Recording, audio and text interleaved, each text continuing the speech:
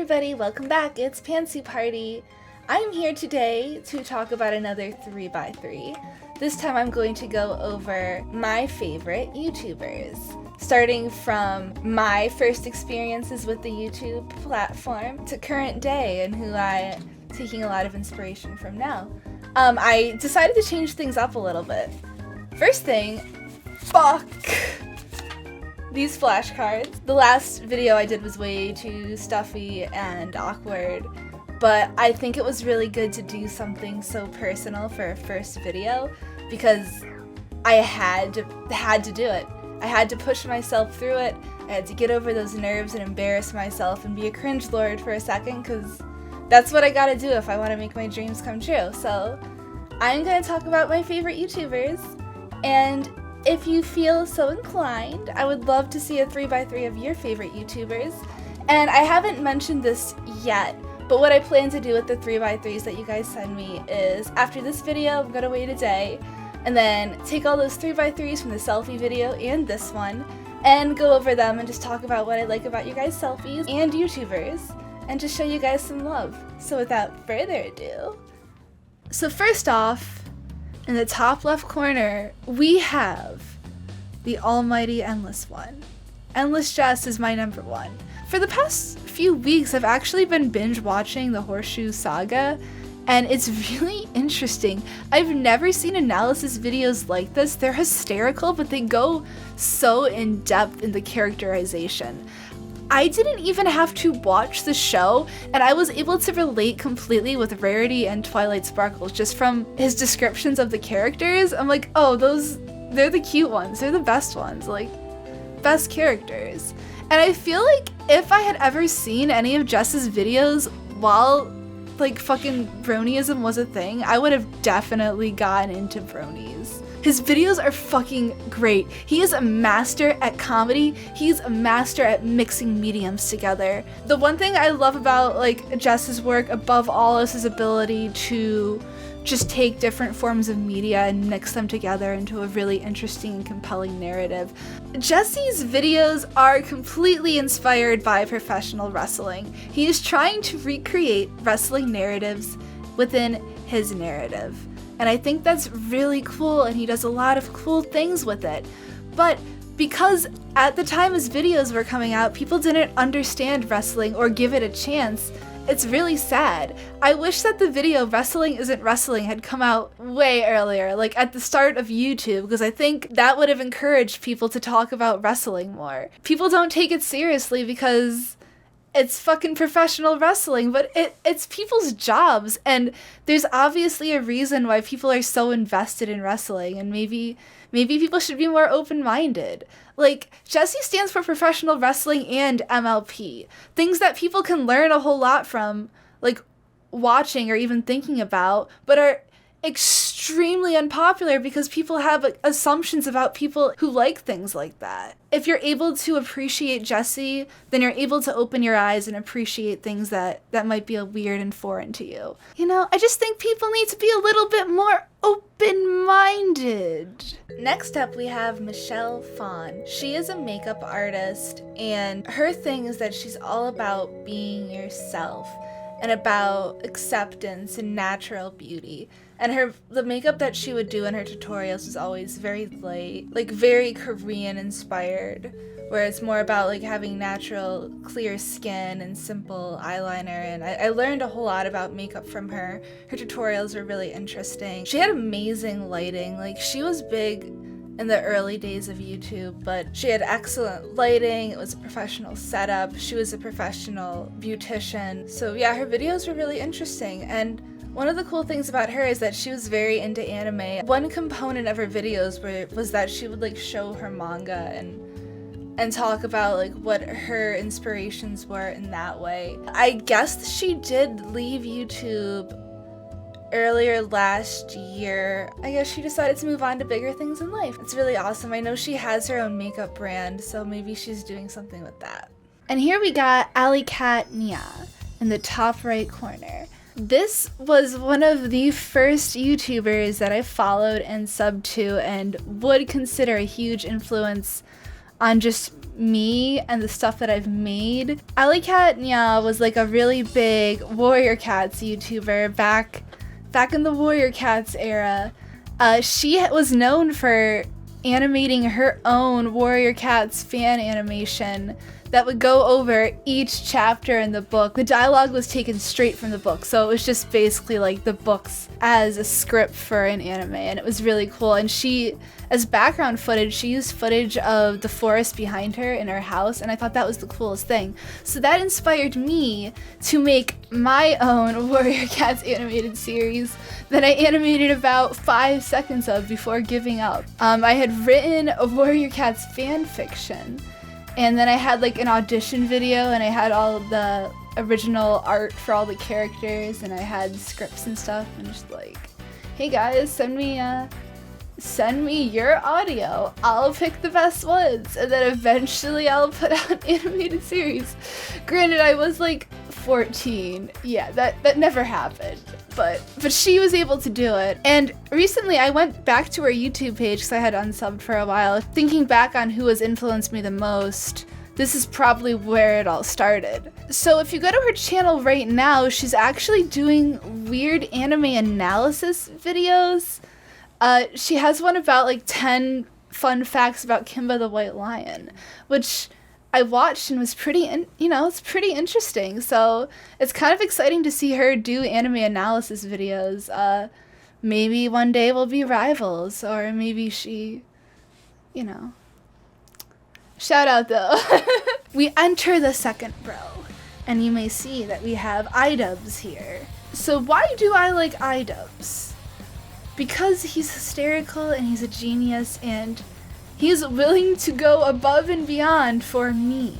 Seriously though, that shit with Tana Montague was crazy, and Content Cop is legendary. This guy is willing to put himself on the battle lines for his jokes, and he's great. Some of his humor is like, it's even a little too extreme for me, and I am an extreme girl. Idubbbz is a YouTube god. Enough said. If you do not know about Idubbbz's relevance in YouTube culture, if you have not seen his video about Keemstar or about Leafy, then you just are under a bridge, and I'm really sorry. Alright, so next we've got the man, the myth, the legend himself, the one and only DigiBrony MLP, front and center in the middle of my 3x3. Because he's obviously my favorite. I'm gonna marry him, that's how much he's my favorite. My history of DigiBrony does not go back to the Brony days. I actually was quite surprised to learn that he ever was associated with the Brony community. And I was kind of like, wait, this guy, wait, what? What? Not DigiBro! No! Please say it's not so! That is how I felt when I discovered that he indeed fucking has seen Brony porn and is definitely jerked off to it, because I know that nigga. Fuck. I didn't even know he was ever a horse buddy. But at the time, my life was falling apart, so of course I was getting very into anime and getting very deeply invested into the anime community. I was never really a part of the anime community, mainly out of shame. Because I was always a huge anime fanatic, I just never shared that passion with anyone, because my friends never really like big anime people until later. And, girls aren't supposed to like anime, and nobody I knew liked good shit. They're just like, oh, I like Black Butler and Sailor Moon. Those are my favorite anime. And I'm just like, Cowboy Bebop, anyone? Any takers? Nope. No fucking takers! No, I don't care about Italia! Italia fucking blows! So that's like what it was like talking about anime with girls. At least the ones that I knew. At this point in my life, I had gotten very invested in deep in anime culture. And this was winter 2015. And I watched every single show that aired for like the first 5 episodes.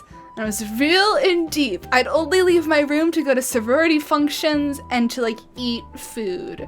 And I would just binge watch anime all the time. And I came to discover Mother's Basement. I got into his shit and saw that he was doing all these weeb casts with this guy named DigiBro. And I like at that time thought Jeff was like the best at anime. And then as soon as I heard Digitalk, I was blown away, forever sold. So like, I got really into his shit. And then I got really into the After Dark shit because I related a whole lot to it. I remember, I think I was in my room, naked in a bathrobe, drinking Blue Moon, and then lo and behold, that is also what DigiBro is doing in a fucking After Dark video. I could go on and on about this man's fucking inspiration on me, like what he's inspired me to do. He inspired me to follow my dreams, and he even inspired me to reach out and message him. I don't think I would have been someone who would have had the courage to reach out to someone as big as him and try to get noticed if I hadn't felt like his message resonated with me so much, and if I hadn't grown as a person because of what his content has shown me about myself. He writes the best analysis videos, and his writing is amazing, and he can produce content so fast, it's incredible.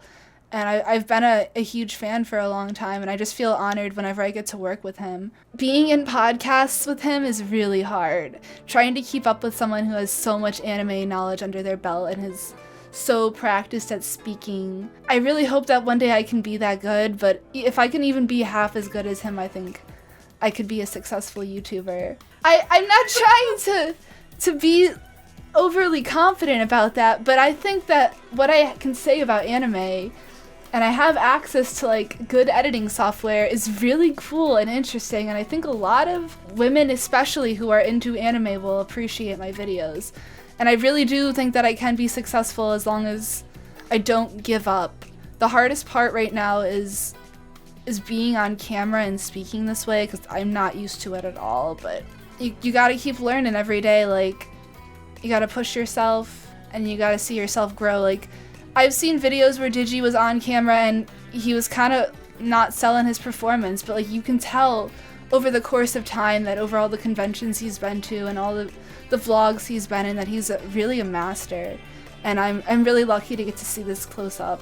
I think actually my favorite video that Digi has put out was his most recent one, the one about Mori Misaki, just because there was so much passion and I got to see that firsthand. I just got to see him discover this director and go through his whole portfolio and watch all of his movies and just like see what inspiration this guy like had on other people and what were his inspirations and what he contributed to anime discourse. And I think that was fascinating, and I learned so much just from watching how that video was written. It's really cool, and I'm looking forward to what he puts out in the future. I kind of feel bad because I've definitely been hogging DigiBro to myself lately.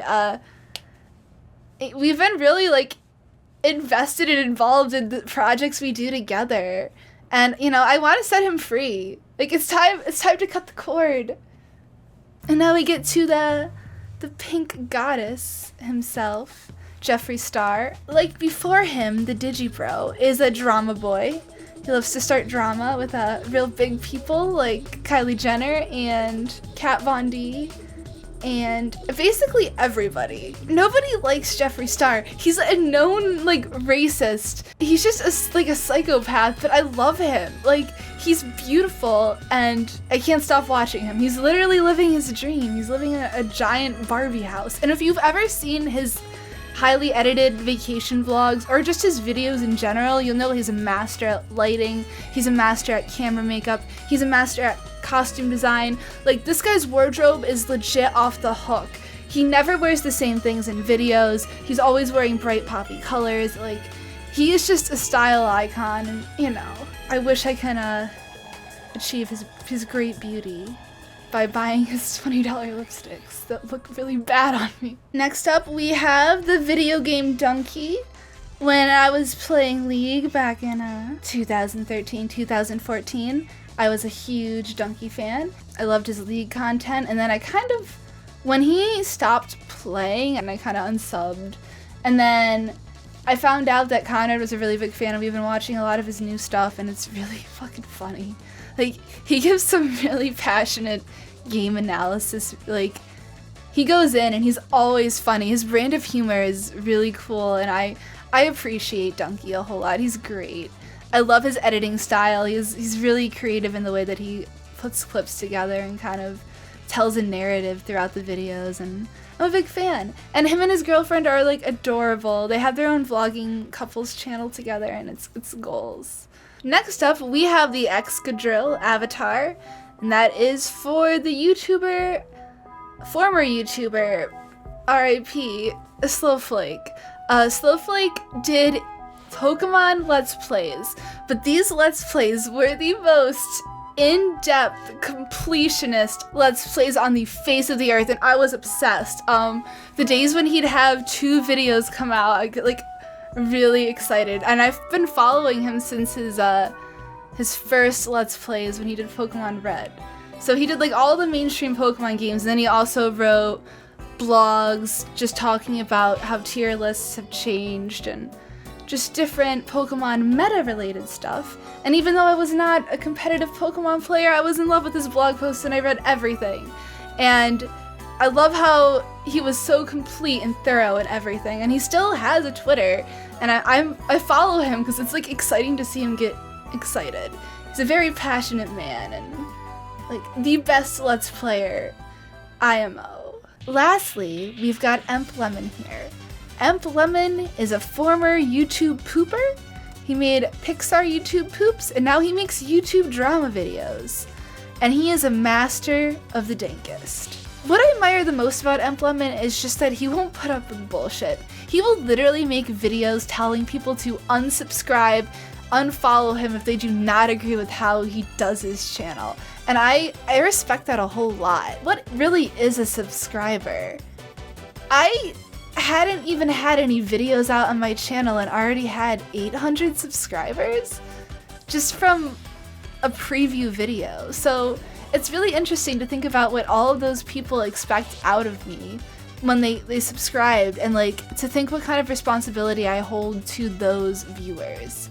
And I'm gonna try my best to make videos that I think you guys will like and appreciate, but I also want to do stuff that I like too, and that's why I'm not asking money from you guys. Like, I'm just gonna do the shit I want for right now, make the shit I want, make some dank anime videos, make some vlogs that are really embarrassing retrospectively. Alright guys, so that's it for my 3x3. There were a lot of interesting people I talked about, and if somebody looked cool to you, please look in the description. I have links to all the channels down there. Show some of those guys some love. Some of those channels are not active anymore. I know Slowflake has left YouTube and Michelle Phan as well, but it's definitely worth checking out. If you guys would like to send me your 3x3s of your favorite YouTubers, please do so. You can send them to me at Twitter, @_I'm super cute. Send me those guys. Thanks for watching. Bye!